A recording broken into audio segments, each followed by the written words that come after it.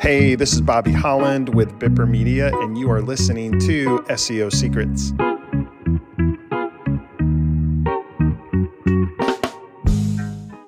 All right, welcome to another episode of Startup to Success. I'm Bobby. Matt.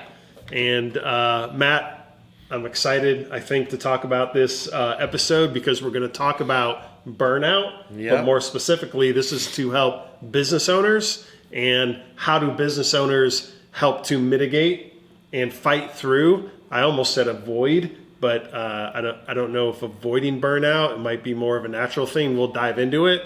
But Matt, let's start off with you. With the burnout issue, what are things that you do to mitigate it and fight against burnout? Well, I think it just takes over the years. If you're going to start a business, you're going to have burnout times. Yeah. Always have burnout times and everything. So over the years, I've had to get better at not getting so burnout. For me now is making sure that when I start to feel like I'm getting burnout, taking a break and stepping away completely from for me, it comes down to a problem. So a problem occurs and you get hyper focused on fixing that problem, and that will burn you out. And then for me, what I really have learned over the years now is you got to stop thinking about the problem altogether. Walk away from it. Go spend time with your family. Go work out. Go for a walk. And sometimes it's not just for a day. Sometimes you have to put that thing on the back burner for a little bit. And then what happens is your mind clears up. And it's like, man, sometimes it's like a slap in the face to me sometimes. It's just like, man, why didn't I think of that? That's the solution, But if you get too focused on a problem in your business, you end up getting burnt out very easily and all. And over the years, I guess, burning out or getting burnt out to the point of wanting to quit. I mean, I had that happen to me at least 2 or 3 times in my businesses, and I've been in business for 28 years now. Wow. So, I mean, there was a point in my life where I remember telling my wife, if we don't start seeing some positives from the business in the matter of that we can actually pay ourselves and afford things and all, then you know what? This is just not worth it. And I'm going to just sell the business and all. And then, we didn't do that. And then all of a sudden it just turned around because you stepped back from it and you got a little more restructured or refocused. But that is the number one reason entrepreneurs fail.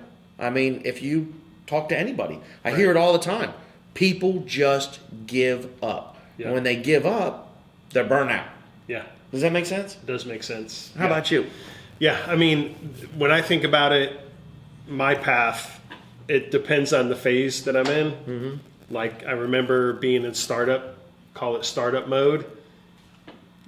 Like, you're going to get burned out. We talked about it in one of our episodes. When you first start, nothing's going to be what you planned on it.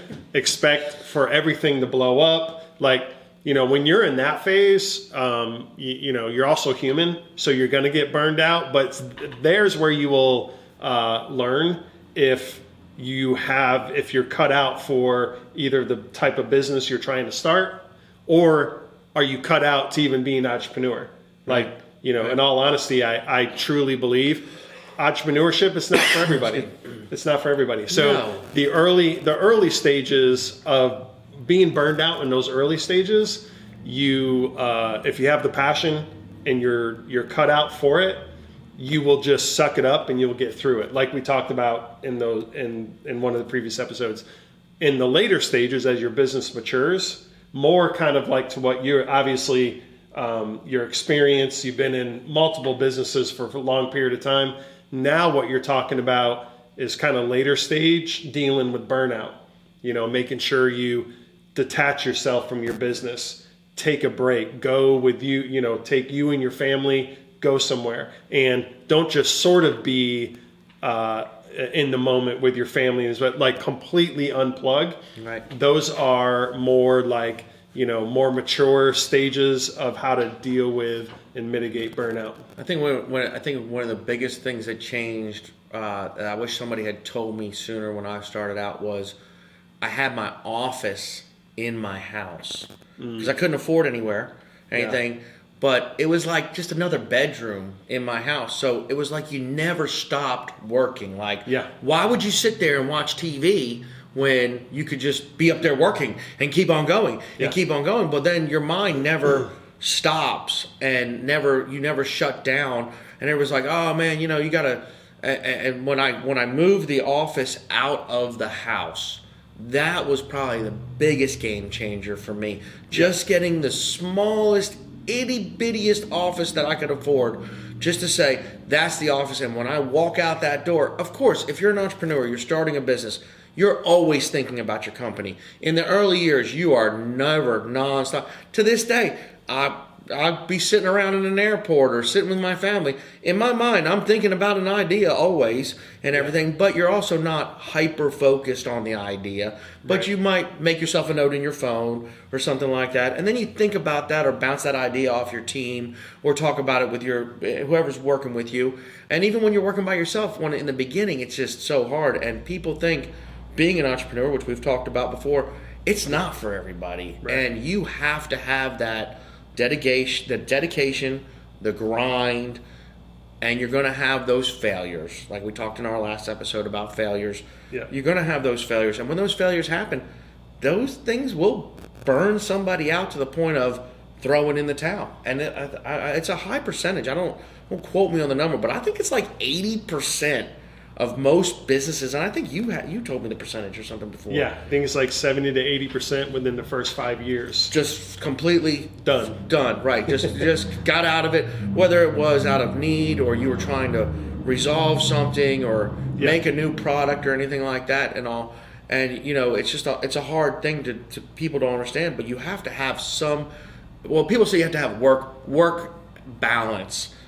In the beginning years, there's no work balance. There was no work balance. There was no, I'm going to stop. It was necessity. I got to get it done. Yeah. That client's waiting on me. I got to get that job done. And it's funny because now we talk to vendors and stuff, and they're like, man, I remember it'd be 9, 10 o'clock at night, and you guys be waving us in with deliveries and working through the night and being in somebody else's shop and working on equipment until 3 a.m. and starting over at 7 a.m. and everything like that. Well, that's what you had to do. Yeah. But it can easily burn you out. Easily.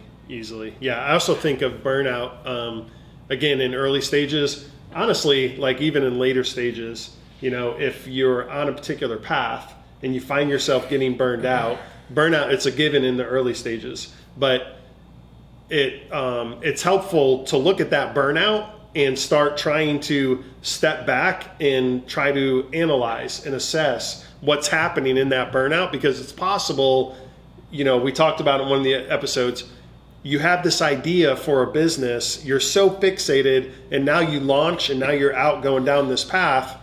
The market, so to speak, the feedback from customers might be telling you this isn't exactly the right path for you.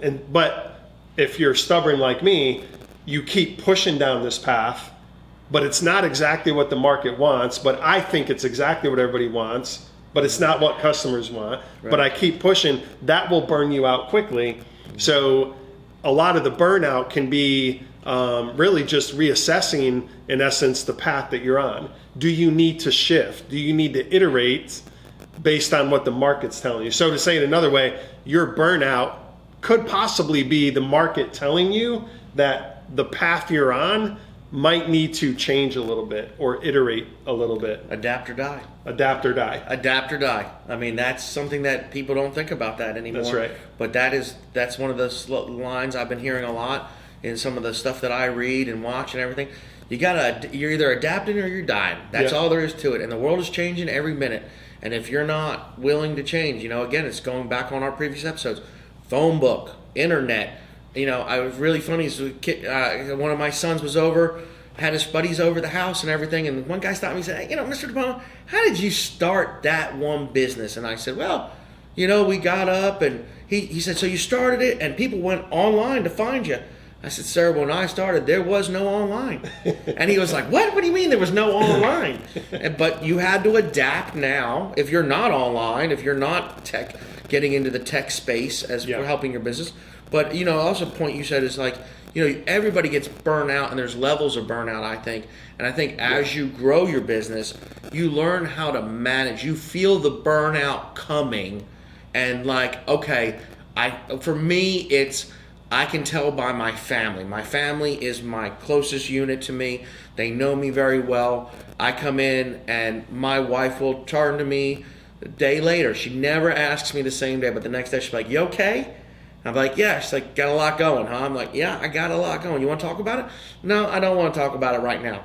"Okay." And I said, I used to be, I learned also in early stages, I don't want to come home. My wife would be like, "Well, you don't tell me what's going on in your business. You're not telling me what's going on every day." And she was working full time, and she would come home and tell me about the office drama or whatever's going on in her job and everything.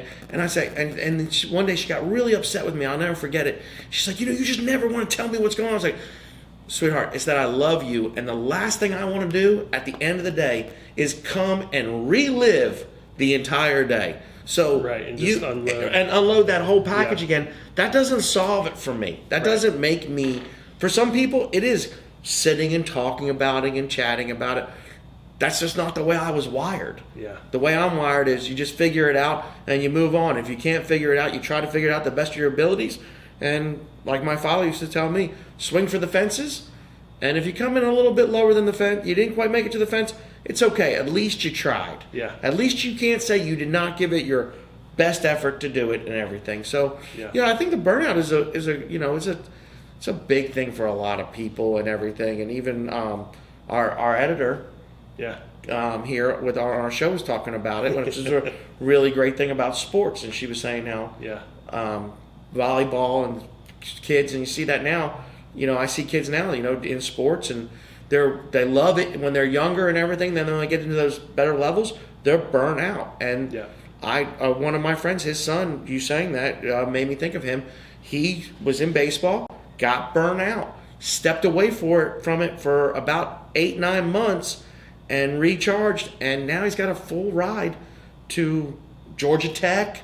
Wow. On a baseball scholarship and everything. Nice. But he refocused and got dedicated. And every time I see him, I tell him, "That's the greatest thing you ever did, man, was not just throwing in the towel." Yeah. So, burnout is a big thing. It's a big thing. It also makes me think about we talked about failure, right? Oh, yeah. And even you mentioned it, but failure is a given for an entrepreneur.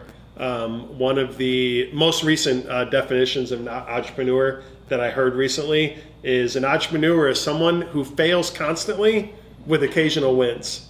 And burnout can very, very easily be simply from failing, right? Yeah. It gets to the heart. It really gets to the question of, are you cut out to be an entrepreneur, right? And like I said, I believe, and I think you concurred with it, not everybody is cut out for it. And the burnout could be simply from failure. I've been burned out many times from just successive failures, just one after another, and you just wake up one day and you're just like, I just can't. We can't get it figured out. I can't, absorb another failure, and it's moments like that level of burnout where you're really going to be tried and tested. Yeah, I had just talking about these things is, there was another time where I remember, we kind of got to a certain point in the business and felt like people were doing their jobs and everything like that. And I got to the point where I was just like, I kind of try to do what you hear, like if you're a business owner, you should be able to sleep in. You just take the calls you want to take. You don't work a lot. I tried that out for a little while. I gave that a little bit of a whirl and everything. And it wasn't that my business was doing bad or started to decline, but I felt like I lost the edge. Like I was losing the edge and I wasn't really in tune. And I could have been happy at that level and everything. But I think most people that are very successful in entrepreneurship and that own their own business, they're always moving it to the next level. And I tell my team is like, it's a checkpoint. I think when you get those failures, when you get those, when those problems happen and you feel like you just can't take any more, that's the way of the world saying, okay, can you handle this amount of pressure? Because if you can't handle this amount of pressure, you're not going to handle the next level of pressure. Right. Because the next level of pressure is going to be even harder than this level of pressure. Right. So are you willing to take that on and continue to grow and everything? And I always know now, for some reason, deep in my mind and my heart, is this is just another test. This is just another test. Yeah, we got a setback, or there was a large problem, or something happened and everything, and then it just turned around and went to the next level. And again, it had to do with adapt or die, taking all those lines that we hear now from all these other successful people and surrounding yourself with successful people. Yeah. You know, there's a big saying about that is you can be 90% and you can hang out with somebody who's only pushing themselves 60%. Well, it takes them a long time for that 60% to move to the 90%.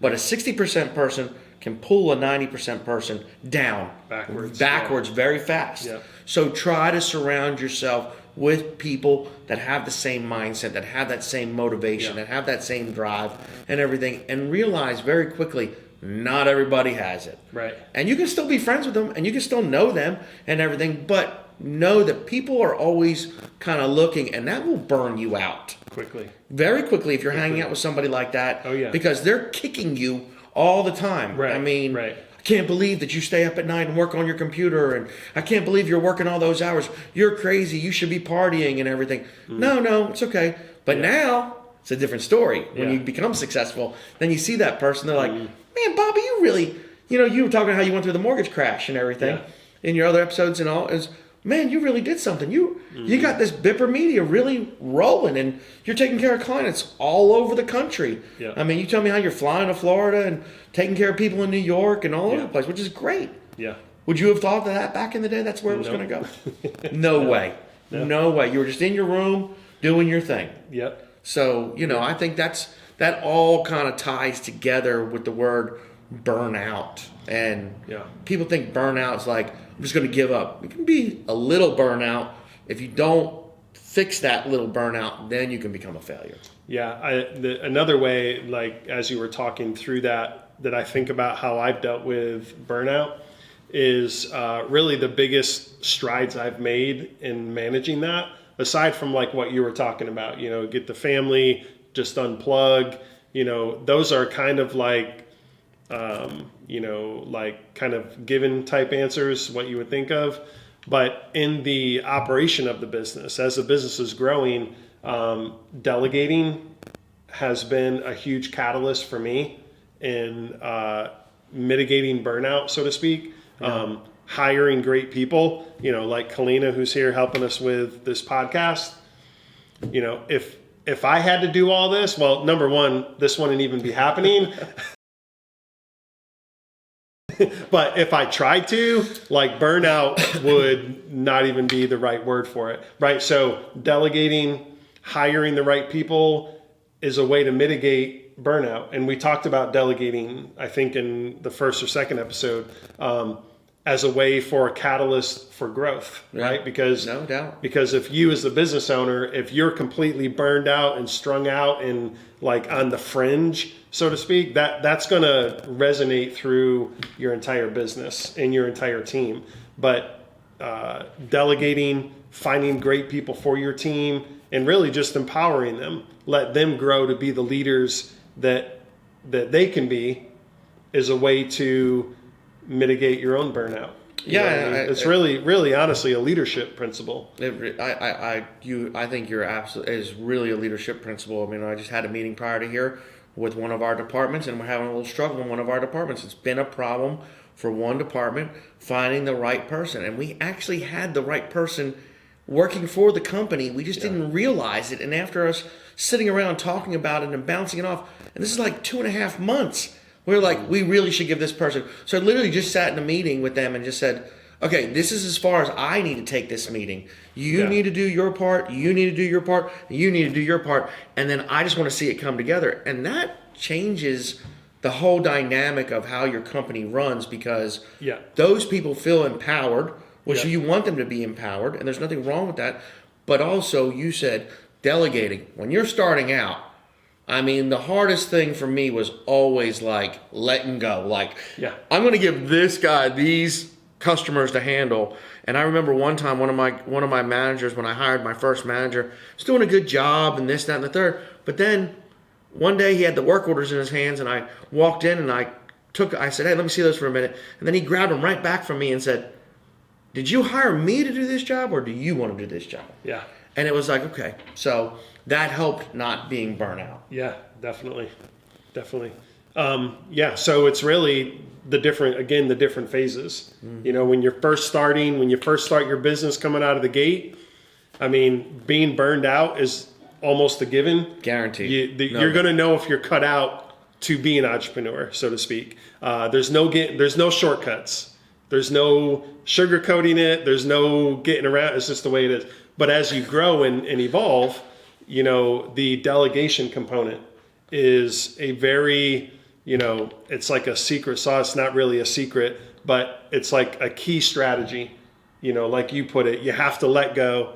You have to bring in other leaders, let the leaders build and develop, because you can't, like you described the 3 people. Imagine if you, Matt Dipalma, tried to manage the details of all 3 of those things. No way.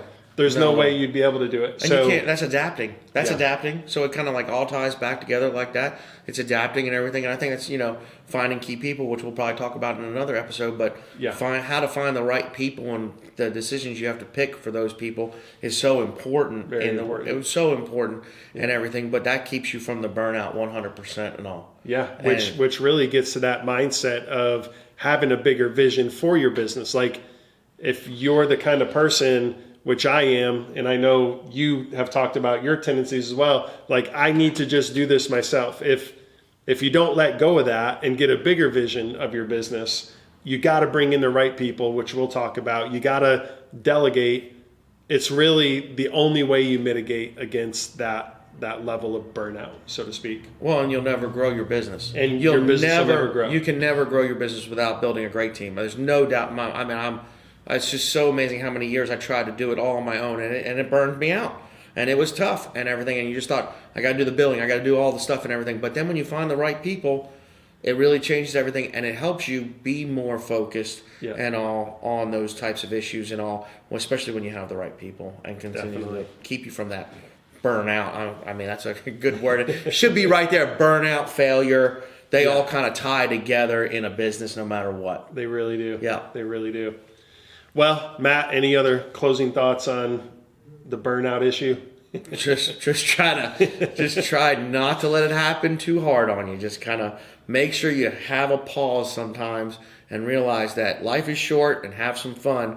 But if you're going to grind, you got to grind, and you got to get back in there. I mean, it's kind of just like anything in life, from sports to business to relationships. If you're going to throw the towel in, you're burnt out. So if you can't handle a relationship, you're not going to be able to handle being an entrepreneur by far whatsoever. But no, other than that, I'm not the guru of it, but I can tell you, you're going to have it no matter what.